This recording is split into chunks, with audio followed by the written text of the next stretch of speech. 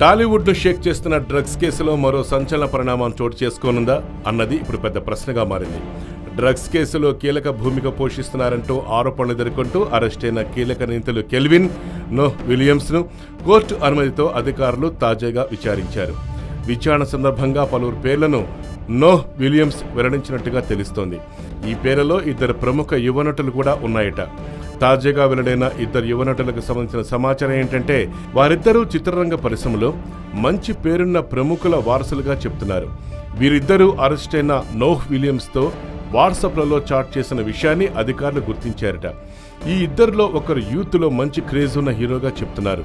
వాళ్ళ family distribution రంగంలో ఉందట.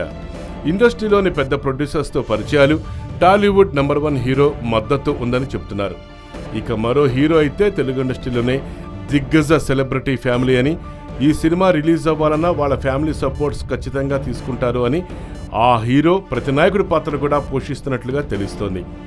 ఈ నటుడి పేరును గతంలో హైదరాబాద్ వెస్ట్ మండలంలో మత్తుమందుల ముఠాను అదుపులో తీసుకున్నప్పుడు వినిపించిందట.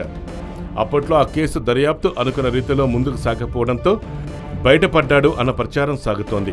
అధికారుల తాజా విచారణలో బయటకొచ్చిన ఈ ఇద్దరు యువ నటులకు కూడా సిట్ బృందం నోటీసులు ఇవ్వడం ఖాయమన్న మాట వినిపిస్తోంది. అదే జరిగితే ఈ పరిణామం మరో సంచలనంగా మారుతుందన్న అభిప్రాయం వ్యక్తమవుతోంది.